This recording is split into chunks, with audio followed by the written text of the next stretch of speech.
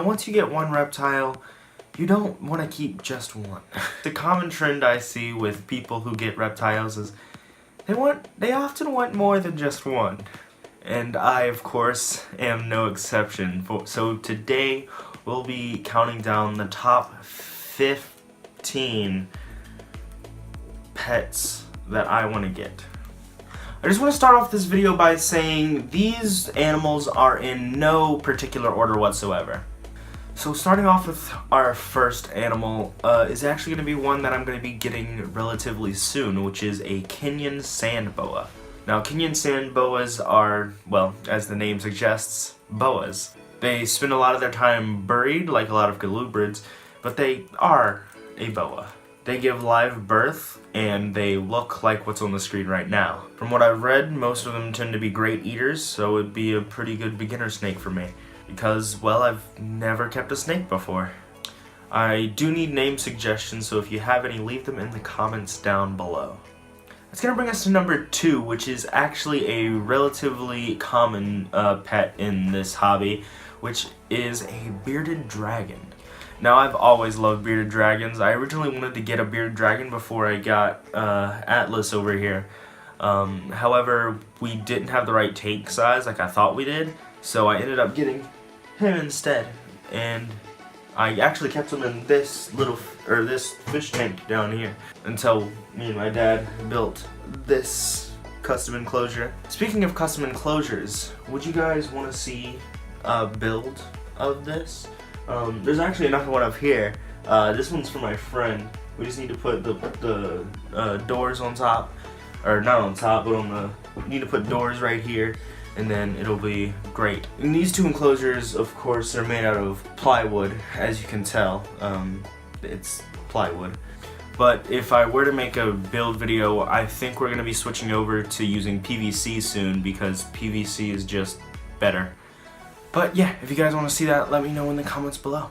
And if we do a building video, it'll probably be for a bearded dragon setup, because that's what I'm probably planning on getting after this Kenyan Sand Boa. So the next animal on our list is actually a Pixie Frog. I've always loved Pixie Frogs since I saw the first one that I ever saw. They're these really large frogs that they blow me away every time I see them. I mean, they're big enough to eat mice and rats. That's how large they are. Oh, don't worry, you're not going to be fed though. No, I would never let that happen to you. The next animal on our list is a scorpion.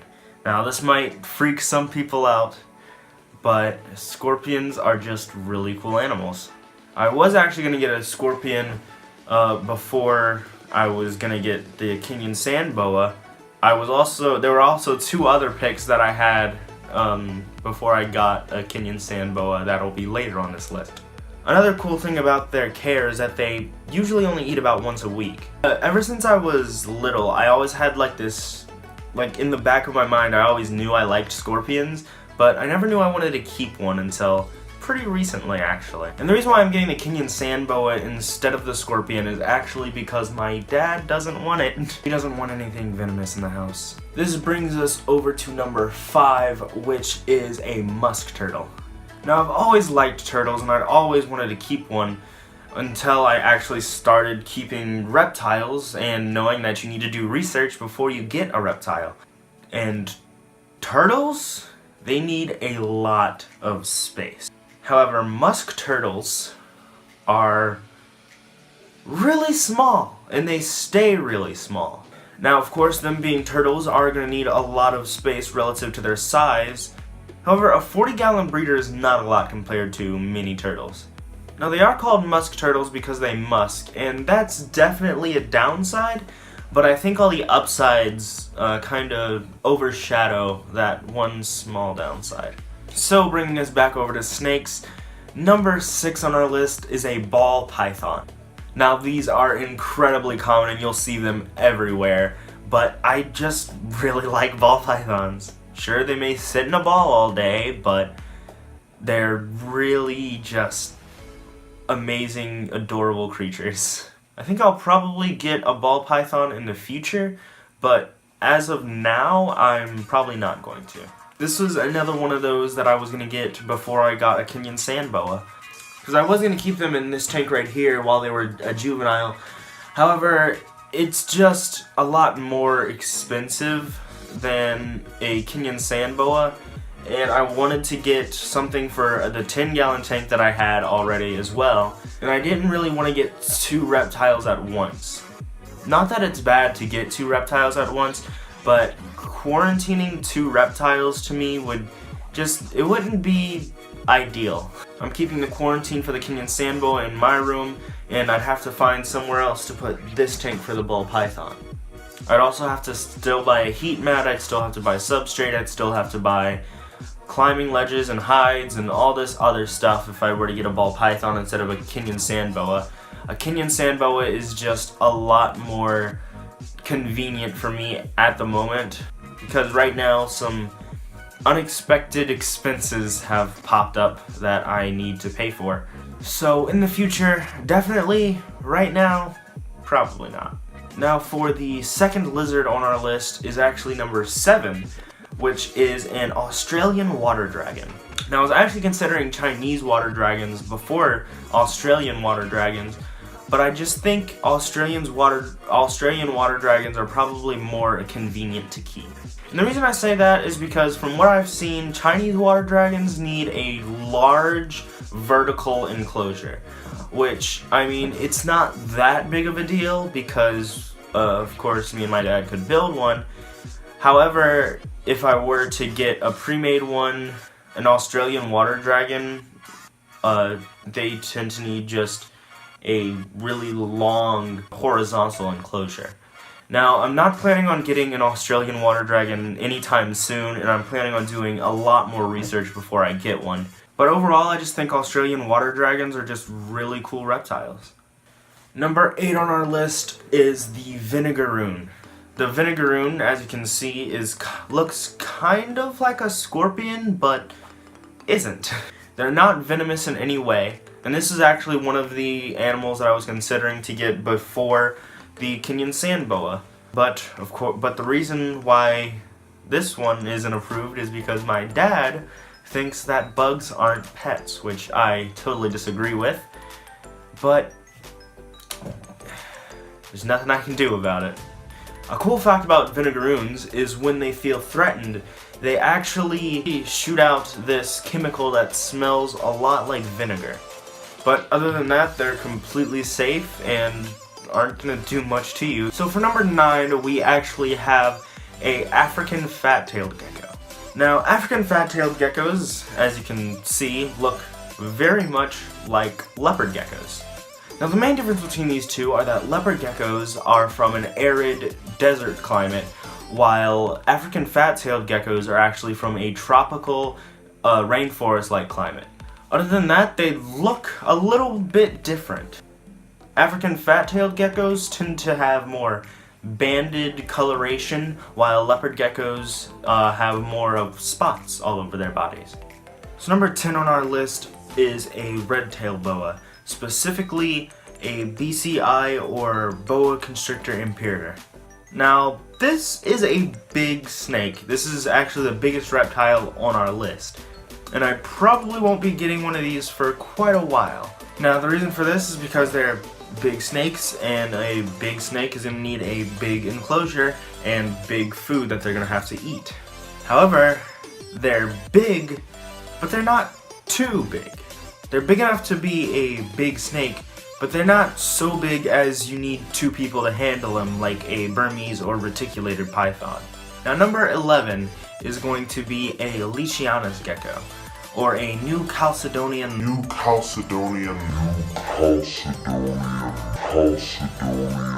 giant gecko. These are the biggest geckos in the world. I really like the way these guys look, and just them in general are just really fascinating to me. I do want to keep an arboreal gecko at some point, and this is probably going to be the one that it is. Now for number 12, we're going back to a snake, which is a Decays brown snake. Now if you haven't heard of these guys, that's pretty common because they're not common. They're not rare snakes, but they're rare in the pet trade. They're often found probably in your backyard. They're really small snakes in comparison to a lot of other snakes, and even small compared to a Kenyan Sand Boa. Decays brown snake babies are so small that they'll be confused for worms. And as such of them being so small, they actually don't eat rodents. Most of the time they tend to eat worms or grubs or other soft-bodied invertebrates.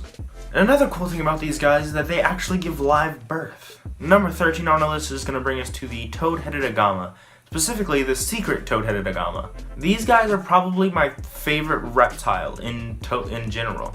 They've got multiple features that make them really cool. You might find some of these features on some animals, but you probably won't find all of them on the same one. For example, not only do they have their most noticeable feature, their mouth that opens up like the predator. Now this of course is very similar to a frilled dragon where it has the frills around its neck and they open wide. However, with the toad-headed agama, the flaps are actually on the cheeks of the mouth and they open like this, making a really cool and weird pink and red display. Now not only do they have this defense mechanism, but on their tail they have this black tip that they will raise up in the air and curl around almost like a scorpion. But another one of their really cool features is that they bury themselves in the sand. They bury themselves in the sand, they wait for their prey to come by, and they jump out and snatch them up.